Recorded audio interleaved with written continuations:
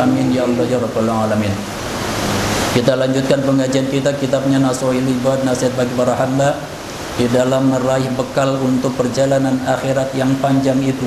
Mudah-mudahan Allah Ta'ala melimpahkan taufik hidayah kepada kita semua. Amin ya Allah ya rabbal alamin. Makalah yang ke-44, bab thulathi. Bismillahirrahmanirrahim. Wal maqalatur rabi'atu wal arba'un. Makalah yang ke-44. An ba'dil hukama. Dari perkataan ini dari sebagian para hukama. Ada fuqaha, ada hukama, ada kubara. Apa itu al-hukama? Wa walladzina yakunu qauluhum wa fi'luhum muwafiqan lis-sunnah. Dalam hal ini diberi pengertian atau penjelasan apa itu hukama adalah orang-orang yang perkataan dan perbuatannya itu nyambung, ya, bersesuaian dengan sunnah Nabi Sallallahu Alaihi Wasallam. Apa kata sebagian para hukama itu? Thamratul ma'rifah, buah dari ma'rifat, maksudnya ialah ma'rifat kepada Allah. Penjelasannya adalah idraku sifatillahi ta'ala, ya. Ma'rifat kepada Allah itu tidak mungkin kita sampai kepada derajat mengenal zat Allah, tidak mungkin, ya. Yang dimungkinkan itu kita hanya mengenal sifat wal af'al Allah Ta'ala, asma was sifat wal af'al Allah Subhanahu wa Ta'ala, yang dijelaskan di dalam Asmaul Husna, ada 99. Kemudian untuk kemudahan kita berdasarkan ijtihad, ya, Al-Imam Asy'ari juga Al-Imam Al-Maturidi itu ada 20 sifat. Kemudian di dalam surat Al-Ikhlas itu ada berapa sifat? Qul huwallahu ahad, Allahus samad, lam yalid wa lam yulad wa lam yakul lahu kufuwan ahad. Allah itu ahad, Allahus samad, tempat kita bergantung. Lam yalid, tidak diperanakan, ya, tidak terjadi dari sesuatu sebelumnya. Wa lam yulad, Allah juga tidak beranak secara seksual, biologis maupun dalam bentuk apapun. Allah menciptakan, bukan menganakkan atau beranak. Walam yakul lahu kufuwan ahad, tidak sama dengan apapun. Itu sifat Allah Subhanahu wa Ta'ala. Kemudian di dalam, ya, penjelasan para ulama tasawuf bahwa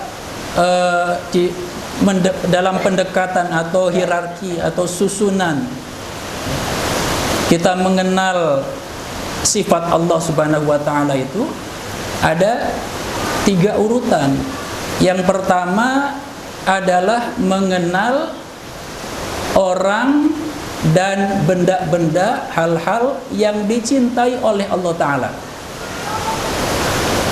Hanya itu kemampuan kita, mengenal orang yang dicintai oleh Allah Ta'ala. Siapa itu? Rasulullah, Nabi Allah, ya. Itu pun mengenalnya dalam nama dan sejarahnya, ya. Karena kita tidak bertemu langsung. Mengenal malaikat Allah itu pun hanya nama-nama dan tugas-tugasnya, ya. Lalu siapa lagi yang berkaitan dengan konteks kehidupan kita saat ini? Yaitu orang-orang soleh, para ulama, para kiai, para ustadz, orang-orang alim. Adakah mereka? Ada, gitu. Ada. Bukan tidak ada, ada. Meskipun sekarang, ya, para ulama, para kiai itu mulai bagaimana? Didiskreditkan, dimarginalisasikan, dijauhkan dari masyarakat, dari umat Islam. Coba tuh. Kalau ulama saja sudah didiskreditkan, bagaimana umat yang awam kita ini gitu? Saya bukan ulama, ustadz pun bukan, hanya memberanikan diri balighu anni walau ayatan, sampaikan meskipun hanya satu ayat begitu. Hanya menyampaikan saja. Tapi ada, siapa itu? Ya kita cari. Pokoknya mah ya gampangnya orang yang ilmunya, ilmu itu apa? Yaitu sesuatu pengetahuan yang bisa mengantarkan kita kepada kemaslahatan akhirat. Itu ilmu tuh. Ya. Tarif ilmu adalah sesuatu yang tertanam pada diri kita, ya, baik melalui taklim dengan syariat maupun dengan hakikat, Allah langsung memasukkan ke dalam diri kita kefahaman itu. Tapi ingat, yaitu yang bisa mengantarkan kita kepada kemaslahatan akhirat. Kalau tidak, bukan ilmu namanya. Sehebat apapun, ya. Seperti misalkan ilmu mengetahui tentang ya satu fenomena alam atau satu gerak alam yang ketika kita mengetahuinya kemudian kita mengolahnya, setelah diolah lalu menjadi satu produk yang menjadikan orang lain dimudahkan hidupnya. Misalkan apa? Ilmu fisika yang kemudian menjadi teknik otomotif, menjadi teknik HP atau internet gitu ya, atau menjadi teknik atau teknologi kesehatan, menjadi obat, berguna, betul berguna untuk orang lain. Tetapi apabila ilmunya itu tidak sampai mendorong kepada kemaslahatan akhirat, maka itu bukan yang dimaksud ilmu yang sampai mengantarkan kepada makrifat kepada Allah. Ini menjelaskan tentang makrifat. Jadi, dan bukan juga termasuk ke dalam golongan ahli ilmu yang dimaksud dengan ulama, fuqaha, hukama atau kubaro. Karena kalau sudah masuk kepada kategori fuqaha, hukama, kubaro atau ulama secara umum, itu haruslah yang bisa mengantarkan banyaknya maupun sedikitnya, ya, keberadaannya, ucapannya, tindak tanduknya yang sampai kepada kita ketika kita melihat dengan mata kita, mendengar dengan telinga kita, mencium aromanya gitu ya, karena kedekatan dengan dirinya, bersentuhan dengannya gitu. Merasakan pemberiannya apabila yang diberikannya itu adalah bentuk makanan, minuman, kita mengecap dengan lidah kita, lalu dengan itu kita bertambah kemaslahatan kita dalam urusan akhirat. Itulah ulama. Kalau tidak, maka bukan. Sehebat apapun dia di dalam ilmunya itu, mengenal teknologi atau dia menjadi profesor, menjadi doktor dalam bidangnya, tapi kalau ilmunya yang disampaikan hanya satu saja kalimat, bahkan hanya satu kata saja, tapi bisa mengantarkan kepada pemahaman tentang kemaslahatan akhirat, itulah yang dinamakan dengan ilmu dan ulama, orang soleh. Nah, kalau kita dekat dengan orang yang demikian, itu adalah level pertama di dalam memahami ya sifat wal af'al Allah Subhanahu wa taala, yang sudah masuk ke dalam makrifat. Takrif makrifat itu masuk ke dalam ranah atau himpunan makrifat. Karena setelah kita mengenal dekat dengan ulama, orang-orang soleh itu, ahli ibadah itu, ahli surga itu, maka kita akan bisa masuk ke dalam level berikutnya, yaitu ya, mengenal perbuatan-perbuatan yang dicintai oleh Allah Subhanahu wa taala. Tadi yang pertama apa? Orang-orang dan hal-hal. Apa itu hal-hal? Benda-benda, makanan yang halal. Benda-benda yang halal. Ya, makanan yang halal. Kalau kita makan akan mendorong dan menghidupkan hati kita, mendorong kita untuk mudah menerima nasihat tentang kemaslahatan akhirat. Makanan itu akan menjadi sel-sel darah, sel-sel daging, sel-sel tulang, sel-sel syaraf dan seterusnya membangun diri kita yang memudahkan di dalam beribadah kepada Allah Subhanahu wa taala. Itu level pertama. Dan kita cinta kepada itu. Memahami, mengenal, kemudian cenderung untuk mendekati. Yang kedua, level kedua adalah perbuatan-perbuatan. Ya. Perbuatan yang diperintah oleh Allah Ta'ala kita kerjakan dan kita cinta mengerjakannya, cenderung mengerjakannya. Itu juga masuk ke dalam kategori ma'rifatullah secara zahir. Lalu hal-hal yang dilarang oleh Allah Ta'ala kita menjauhinya. Itu juga bagian dari ma'rifatullah dalam perbuatan kita, dalam amaliyah kita. Karena Allah cinta kepada orang yang menjauhi larangan-larangannya. Dan Allah cinta, Allah ridho kepada orang-orang yang mengerjakan perintah-perintahnya. Dan sebaliknya. Yang ketiga apa? Level yang ketiga, yang tertinggi, yaitu kedekatan dengan Allah Subhanahu wa taala. Nah, ini yang kita belum gitu ya. Dan boleh minta merasa dekat dengan Allah taala. Sudah belum ya kita? Mengujinya bagaimana? Menguji yang pertama itu tadi. Kita lebih cenderung dekat ke siapa? Lebih senang dekat kepada direktur yang dia cenderung memberi kita hadiah-hadiah uang atau pujian-pujian prestasi kita atau bonus-bonus pekerjaan, itu kita lebih cenderung dekat kepada mereka. Kalau diundang cepat datangnya gitu ya. Kalau diundang cepat, dan persiapannya juga Masya Allah, pakaiannya harus bagus, harus wangi ya, punya 3 mobil, ambil mobil yang paling bagus.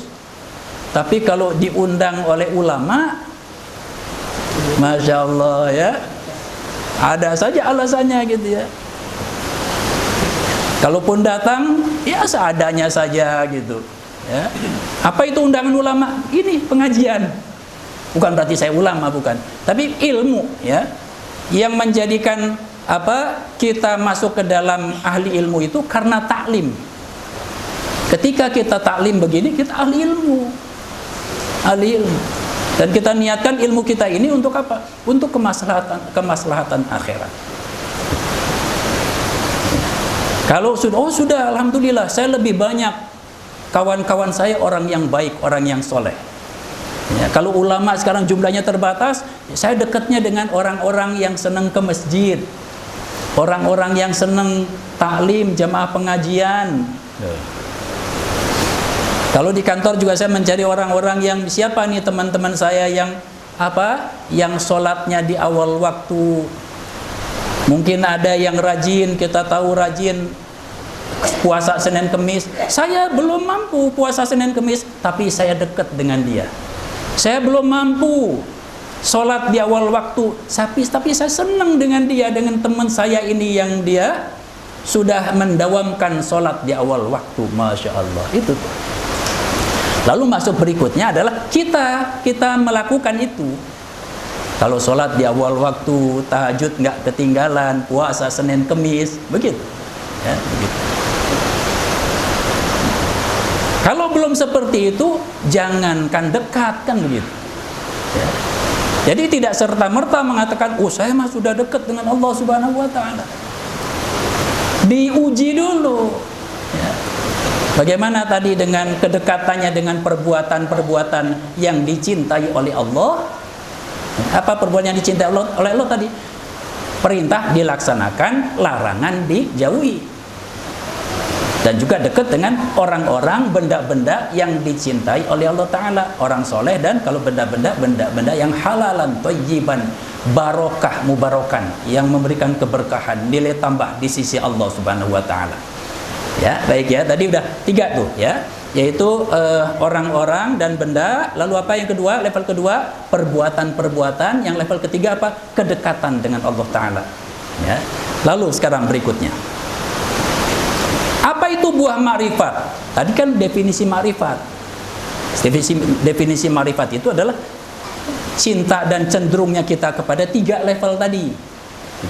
Sekarang apa itu buahnya ma'rifat? Buah ma'rifat itu salatu khisalin, ada 3 hal. Yang pertama, al-haya'u minallahi ta'ala, rasa malu kepada Allah Subhanahu wa Ta'ala. Kan pertanyaannya kemudian, bagaimana sih yang namanya malu kepada Allah? Sedang Allah itu gaib tadi itu kan. Apakah malu kepada zat Allah? Atau bagaimana malu? Oh, saya malu kepada atasan saya misalkan. Ya. Saya malu kepada atasan saya. Bagaimana tindakan malu atau tanda-tanda malunya itu? Ketika saya dipanggil, saya nggak berani datang, itu saya malu. Kenapa kamu nggak datang, kan diundang? Malu. Kenapa malu? Pakaian saya nggak punya pakaian yang bagus misalkan. Apakah seperti itu malu kepada Allah itu? Kalau definisinya malu seperti itu, kan ada anak disuruh maju, anak sekolah ya, nak coba maju kerjakan. Gak maju-maju dia. Mungkin kita juga dulu pernah mengalami sebagai murid gitu kan. Ditanya, kenapa kamu tadi gak maju? Malu. Tapi apakah seperti itu malu? Meskipun alasannya cukup sepertinya tepat. Kenapa malu? Karena saya gak siap, takut salah. Karena takut salah lalu gak berani maju. Waduh, lebih-lebih lagi kesalahannya. Ya kan? Lebih-lebih lagi kesalahannya. Kenapa? Karena tidak akan ketemu, tidak akan teridentifikasi kesalahannya itu. Dengan maju itu kan, oh ini ada 3 langkah, langkah mana yang saya tidak tahu? Itu guru tahu. Sehingga bisa mengidentifikasi, oh nah kamu kesalahan kamu itu di langkah yang nomor 2. Langkah yang nomor 2 itu penyebabnya lah ini. Gitu. Diidentifikasi. Jadi harus berani maju. Nah, bagaimana malu dengan Allah Subhanahu wa Ta'ala? Tadi masuk kepada 3 level. Malu kepada Allah Ta'ala itu, dan malu secara umum itu ya, definisinya macam-macam. Contoh, ada anak dia sampai berani mencuri apa? Mencuri HP. Kenapa? Karena malu temennya semua punya HP, dia nggak punya HP. Lalu untuk menjadikan dia tidak malu di lingkungannya, di komunitasnya, dia kemudian apa? Mencuri HP. Apakah seperti itu yang dimaksud malu? Bukan. Al-haya itu dari apa? Kata ulama ya, menurut ulama itu adalah berasal dari perkataan al-haya yang artinya hidup, yaitu hati yang hidup. Kenapa hati hidup? Adalah karena adanya iman di dalam hati itu. Apa itu iman? Yaitu iman yang menjadikan hati ini bisa menjangkau kehidupan akhirat. Begitu. Menjangkau yang gaib. Kalau tidak, bukan iman namanya. Kalau bukan didasari iman, bukan malu namanya, bukan al-haya namanya, begitu. Ya. Karena al-haya ma ya'ti ya, bil khair. Apa saja yang datang dengan kebaikan itu al-haya. Al-haya kulluhu khairun, atau al-haya khairun kulluhu. Atau kama qala Rasulullah sallallahu alaihi wasallam. Rasa malu itu semuanya adalah kebaikan. Di sini didefinisikan apa itu al-haya. Al-haya ay an al-inqibadul qalbi an ma'asillah ta'ala. yaitu kecenderungan hati untuk menahan diri dari maksiat kepada Allah Subhanahu wa taala. Intinya adalah malu itu adalah rasa gelisah, rasa tidak nyaman, rasa tidak tenang, rasa tidak tentram ketika melakukan hal-hal yang tidak diridhoi oleh Allah Subhanahu wa taala. Ketika berada di dalam keadaan yang tidak dicintai oleh Allah Subhanahu wa taala. Itu malu. Berarti kalau masuk pada level yang pertama tadi, apa itu malu? Pada level pertama yang menjadi buah ma'rifat, yaitu malu ketika teman-teman kita itu adalah orang-orang yang bukan ahli ilmu akhirat gitu. Oh memang betul teman saya banyak profesor, doktor, tapi doktor dan profesor yang tidak mengantarkan saya untuk rajin ibadah. Malu saya. Gitu. Nah, sudahkah kita seperti itu? Mendefinisikan, mengidentifikasikan dan mendorong hati kita cenderung pada rasa gelisah ketika diri kita ini, ya Allah, kok teman-teman saya seperti ini ya? Memang mereka adalah orang yang baik. Baik itu apa definisinya? Oh dia tidak menyakiti orang lain, nggak neko-neko, nggak macam-macam. Tapi apakah dia ada di antara mereka yang mengajak saya untuk menambah ibadah di sisi Allah Subhanahu wa taala? Kalau tidak, maka bukan itu yang dimaksud. Lalu kita merasa malu. Aduh, itu ada orang teman saya katanya dia rajin ke Habib Anu, ke Habib Anu. Dia rajin datang ke Kiai Anu, Kiai Anu. Ada yang ngomong, "Oh, sama aja Habib juga, sama aja Kiai juga, ajengan juga." Tuh lihat tuh, di mana? Di media. Tuh lihat di internet. Kiai begini, ajengan begitu. Oh, subhanallah. Kalau kita sudah tidak percaya sama kiai, nggak percaya sama ajengan, nggak percaya kepada ulama, mau percaya kepada siapa lagi? Tidak ada lagi sudah. Nggak percaya kepada habaib. Perlu diadu sekarang. Tuh lihat tuh ulama, tuh lihat tuh kiai, ya. Saling berseteru satu sama lain. Berbeda pendapat. Yang satu pendapatnya begini, yang lain lagi pendapatnya begitu. Jadi yang mana yang harus diikutin? Bingung saya, Masya Allah, Masya Allah. Padahal masalah perbedaan itu dari zaman dulu, dari zaman Imam Maliki, Imam Hambali, Imam Hanafi, Imam Syafi'i, ya. Itu sudah beda pendapat, sudah selesai, nggak masalah. Kenapa harus diperpanjang sampai sekarang? Lalu harusnya bagaimana? Ya sudah, ya ulama-ulama saja berbeda pendapat, ya sudah kita ambil, ada etika, ada adab di dalam bermazhab. Kalau kita pegang mazhab Imam Syafi'i, ya keseluruhannya itu memakai mazhab Imam Syafi'i. Jangan bolak-balik gitu. Tapi ada adab juga ketika kita datang ke tempat yang di situ umumnya kita Syafi'iyah, datang ke tempatnya di situ umumnya masyarakatnya adalah Malikiyah, kita ikut. Tapi tadi syaratnya itu satu kampungnya itu, satu masyarakatnya itu begitu. Bukan lalu memaksakan di dalam Indonesia ini masyarakatnya Syafi'iyah. Ulama-ulama di Turki, di Hadramaut zaman itu adalah kebanyakan Hanabilah. Mazhabnya mazhab Imam Hanafiyah, Imam Hanafi. Tetapi yang dikirim ke Indonesia ulama-ulama Syafi'iyah, karena mereka tahu bahwa yang ada di Indonesia ini masyarakatnya Syafi'iyah. Supaya apa? Supaya tidak membingungkan masyarakat sekitar. Begitu. Jadi bukan sengaja dikirim ke sini ulama-ulama yang bermazhab lain, apalagi yang kemudian menjadikan pertentangan. Kalau dikirim yang seperti itu, ya seperti ini jadinya.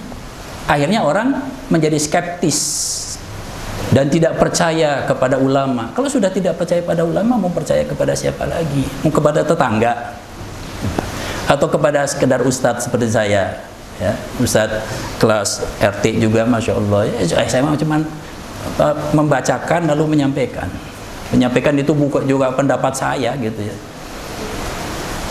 yang bukan zaman belum tentu benar, tapi banyak kekurangannya. Hanya kita bermohon kepada Allah, bersandar kepada Allah, ya Allah maslahatkan, jadikan manfaat gitu. Karena yang memasukkan manfaat dan kemaslahatan ke dalam hati para jamaah Allah Subhanahu wa taala. Kita syariat saja menyampaikan. Baik, itu al-haya. Ya. Kemudian level kedua adalah malu apabila, kan tadi terhadap perbuatan-perbuatan ya, yang level kedua. Yaitu malu apabila kita tidak melakukan perbuatan-perbuatan yang diridhoi oleh Allah. Apa itu? Perintahnya dilanggar, larangannya dikerjakan gitu. Perintahnya tidak dikerjakan, larangannya dikerjakan. Malu, ya Allah, malu. Apa itu malu? Gelisah hati. Kalau kita kan belum ya, aduh, justru kalau lagi sholat itu hati gelisah malah. Pengen buru-buru beres, ngaji hati gelisah. Padahal lagi ngaji begini, masya Allah, malaikat turun memenuhi ini, ya, memberikan aura langit, aura surgawi. Tapi nggak kerasa sama kita, Oh, karena nggak kerasa berarti nggak bener ini, nggak ada malaikat itu. Ya Allah, mengandalkan perasaan kita. Tidak, kita mengandalkan hadis Rasulullah SAW. Apabila berkumpul ya, orang-orang yang beriman, kemudian dia membicarakan masalah ilmu yang dimaksud adalah di ilmu yang membawa kepada kemaslahatan akhirat, membaca Al-Quran, menyampaikan ayat-ayat Allah, hadis-hadis Rasulullah SAW, dengan niat menuntut ilmu, malaikat turun ya, menaungi dengan sayap-sayapnya, menaungi ahli ilmu, yaitu orang-orang yang senang belajar, menuntut ilmu. Masya Allah, nggak kerasa sama kita. Tapi meskipun demikian, kita cinta kepada sholat gitu. Kita cenderung, meskipun hati kita masih masya Allah, dan kita cenderung untuk ngaji, terus datang ngaji. Meskipun kalau ini kadang-kadang sudah tahu yang mau disampaikan, sudah tahu ya. Mana pengajian yang kita belum tahu penyampaiannya, tentang iman, tentang cinta kepada Allah, tentang ma'rifatullah, sudah tahu semua. Tapi bukan hanya pengetahuan, sebatas pengetahuan yang kita cari dalam ta'lim, yang dicari apa? Keberkahan ilmunya. Dan tadi itu ya, ampunan, istighfar. Malaikat itu turun menyampaikan istighfar, ya Allah ampuni nih, aku menjadi saksi mereka adalah orang-orang yang takut kepadamu ya Allah, oleh karena itu mereka ngaji, mereka belajar menuntut ilmu. Ampuni ya Allah dosa-dosanya. Dan yang kedua apa? Terima amal-amal solehnya, amal ibadahnya, begitu. Kemudian yang ketiga itu dekat kepada Allah ya. Man, kita kan belum sampai level itu. Artinya kalau jauh dari Allah, masya Allah, malu gitu. Itu mah para wali ya, udah tingkat para wali, sudah tahu, dia bisa merasakan jauh dan dekat. Kalau hakikatnya kita dengan Allah dekat atau jauh? Hakikatnya dekat atau jauh? Dengan Allah, oh dekat sekali. Dari beriman tahunya, Allah sendiri yang bilang, nahnu aqrabu ilaihi min hablil warid. Aku ini lebih dekat dari dia itu ya, dibandingkan dengan urat lehernya sendiri. Allah dekat. Kitanya saja yang nggak merasakan kedekatan Allah Subhanahu wa ta'ala. Kemanapun kita menghadap, kemanapun kita berada, dimanapun kita berada, di situ ada Allah Subhanahu wa ta'ala. Masya Allah. Allah sendiri yang bilang, Allah sendiri yang menyampaikan seperti itu. Kok nggak kerasa ya? Ya memang kitanya yang masih. Tapi ketika kita melaksanakan tadi ibadah ya, perintah-perintah Allah kita laksanakan, larangan-larangan Allah kita jauhi, yang wajibnya kita sempurnakan, yang sunnahnya kita perbanyak, yang makruhnya kita jauhi, yang haramnya kita tinggalkan sama sekali, yang mubahnya kita niati ibadah kepada Allah Subhanahu wa taala dengan niat lillahi taala. Itu pun sudah termasuk ke dalam ma'rifat. Ya. Bahwa antabudallaha ka'annaka tarahu. Engkau beribadah itu seolah melihat kepada Allah, itu dekat. Tapi kita nggak mampu. Failam takun tarahu, kalau kamu nggak mampu melihat kepada Allah, dan memang ya Allah kami belum mampu ya Allah, nggak mampu. Sampai seumur hidup pun rasanya nggak mampu ibadah seolah-olah kita melihat kepada Allah. Maka yakinlah bahwa Allah melihat kita. Itu pun ya Allah belum mampu. Udah mampu belum kita? Ibadah dalam keadaan yakin Allah Subhanahu wa taala melihat kepada kita. Kalau ada keyakinan itu, hati itu sudah khusyuk betul. Tanpa harus trik tips ini, tips itu, kiat ini, kiat itu, kiat khusyuk. Nggak usah. Sudah yakin Allah melihat kita. Kita belum. Tapi ini ulama menyampaikan urut-urutannya. Al-haya, ya, al-haya minallah. Yang kedua apa? Al-hubbu fillah. Cinta karena Allah. Apa itu? Ar-raghbatu fi ma 'indallahi minat thawab wal husul ridahu ta'ala. Yaitu cenderung kita untuk meraih, ya, apa yang ada di sisi Allah seperti pahala ganjaran, ridhonya, rahmatnya, gitu. Cintanya Allah, kedekatannya Allah, gitu. Bagaimana itu? Ya sama tadi. Apakah bisa kita langsung cinta kepada zatnya Allah? Nggak mampu. Apa yang mampu kita lakukan? Cinta kepada orang yang dicintai oleh Allah Ta'ala, gitu. Kalau tadi malu kan? Malu berarti sebaliknya. Malu kalau kita nggak deket, nggak punya kenalan orang yang dicintai oleh Allah Ta'ala, ulama. Nah sekarang cinta, berarti cinta kepada ulama. Sudahkah kita cinta kepada ulama? Cinta kepada yang dihalalkan oleh Allah Ta'ala? Ataukah masih kita cenderung kepada hal-hal yang diharamkan oleh Allah Ta'ala? Lalu yang kedua apa? Pada perbuatan-perbuatan, yaitu cinta kepada perbuatan-perbuatan yang diperintahkan oleh Allah Subhanahu wa Ta'ala. Senang. Cinta itu kata ulama masih mengandung roja wal khauf. Ada harapan dan takut.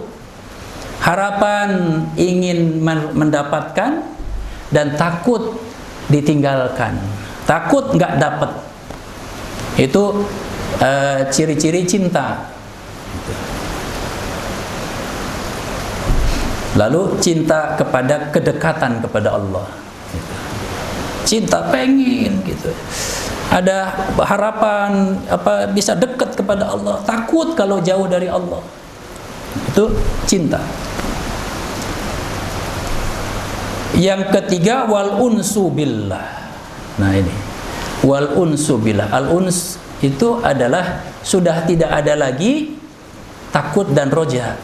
Sudah di atas itu ada kehangatan, ketenangan, seperti yang disampaikan oleh waliullah Rabiatul Adawiyah.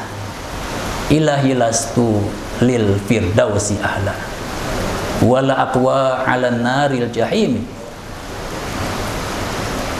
Ilahi ya Allah, lastu, aku ini tidak layak lil firdausi ahla, ya, kepada firdaus, kepada surga itu menjadi ahlinya. Tapi wala aqwa 'alan naril jahim, tapi aku ini enggak kuat, ya, akan siksamu ya Allah. Fahabli taubatan waghfir dzunubi fa innaka ghafirudz dzam bil azim. Yang Rabiul Adawiyah bukan nerakamu yang aku bukan surga yang aku harapkan, bukan juga neraka yang aku takuti. Gitu Rabiul Adawiyah, ya. Dan aku ridho engkau masukkan aku ke dalam nerakamu. Tuh Rabiul Adawiyah. Asalkan apa? Asalkan engkau tetap bersamaku. Masya Allah. Nah, itu tuh. Rabiatul Adawiyah. Itu udah al-uns, ya, kehangatan dengan Allah. Gitu. Nah tadi kalau salah saya lupa Ibrahim itu Abu Nuwas itu yang itu ilahi lastulil fir Abu Nuwas ya. Itu juga al-uns juga dalam arti apa? Itu merengek, manja kepada Allah. Ya Allah, aku ini kan nggak layak masuk surgamu, tapi aku juga masuk nerakamu nggak kuat ya Allah gitu. Itu sudah al-uns. Kehangatan dengan Allah, manja kepada Allah. Kalau Rabiatul Adawiyah sudah di atasnya lagi, ya Allah, ya. Bukan surgamu yang aku harapkan, bukan juga nerakamu yang aku takuti. Bahkan andai kata engkau masukkan aku ke dalam nerakamu ya Allah, tidak masalah bagiku, asalkan engkau tetap bersamaku. Itu memahaminya, masya Allah ya. Itu kalau dipahami dengan basisnya fuqaha, itu nggak bisa. Harus tasawuf seperti itu. Zauq, ada rasa di dalam itu. Ya. Ya karena bagaimana masa nggak berharap surga dan tidak takut neraka, aneh banget gitu. Tapi sudah, kalau sudah sepemarifatnya sudah sampai kepada batas itu, level itu, ya sudah bagaimana lagi.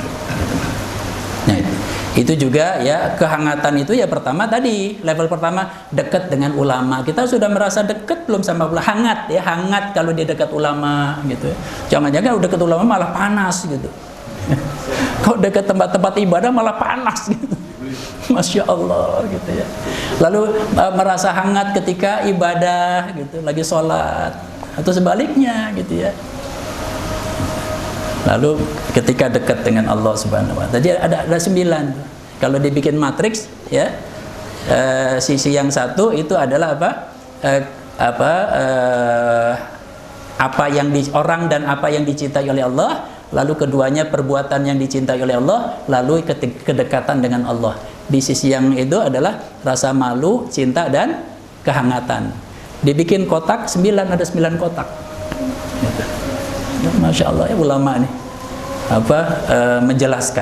menjelaskan tentang buah ma'rifat kepada Allah Ta'ala. Tinggal kita masukkan ke dalam diri kita yang mana nih? Ya kita sudah masuk kepada level yang pertama itu ya. Apa itu? Ya malu lah kita. Malu pun itu secara definitif, belum rasa itu ya. Aduh saya malu, baru ucapan saja, baru di mulut saja.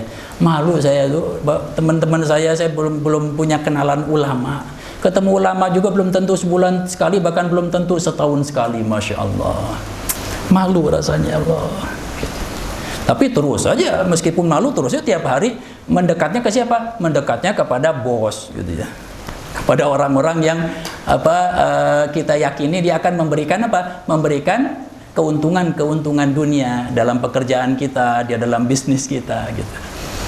Ya, tapi meskipun demikian, ketika kita mendapati diri kita ya istiqomah di dalam ibadah kepada Allah Subhanahu wa Ta'ala, yang utamanya adalah sholat 5 waktu, insya Allah itu mudah-mudahan juga termasuk ke dalam himpunan orang-orang yang ma'rifat kepada Allah Subhanahu wa Ta'ala. Itu karena itu sebagai syarat kita untuk masuk ke dalam husnul khatimah. Amin ya Allah ya rabbal alamin. Kita tutup dengan doa Al-Fatihah. A'udzubillahi minasyaitonirrajim. Bismillahirrahmanirrahim. Alhamdulillahirabbil alamin arrahmanir rahim maliki yaumiddin. Iyyaka na'budu wa iyyaka nasta'in. Ihdinas shiratal mustaqim. Shiratal ladzina an'amta 'alaihim ghairil maghdubi 'alaihim waladdallin. Amin. A'udzubillahi minasyaitonirrajim. Bismillahirrahmanirrahim. Allahumma shalli 'ala sayyidina Muhammadin wa 'ala alihi wa sahbihi ajma'in. Allahumma inna as'aluka minan ni'mati tamamaha wa minal ismati dawamaha wa minal rahmati shumulaha wa minal afiyati husulaha wa minal aishi arghadahu wa minal umri as'adahu wa minal ihsani atammahu wa minal in'ami ammahu wa minal fadli adabahu wa minal lutfi anfa'ahu. Allahumma kun lana wa la takun alaina.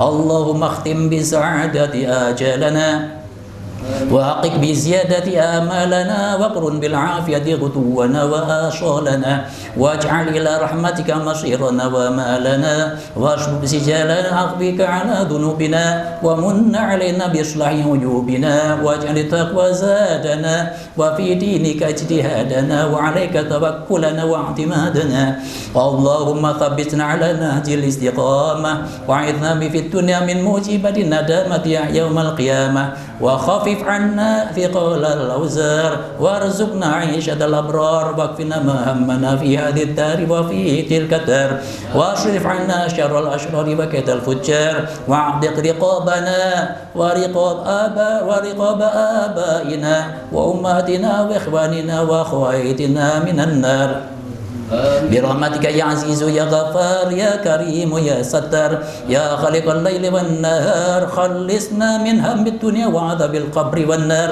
يا عليم يا جبار يا الله يا الله يا الله برحمتك يا أرحم الراحمين ويا أول الأولين ويا آخر الآخرين ويا ذا القوة المتين ويا رحم المساكين ويا أرحم الراحمين لا إله إلا أنت سبحانك إني كنت من الظالمين وصلى الله على سيدنا محمد وآله وصحبه وسلم والحمد لله رب العالمين والعفو منكم وبالله التوفيق والهداية السلام عليكم ورحمة الله وبركاته. Waalaikumsalam warahmatullahi wabarakatuh.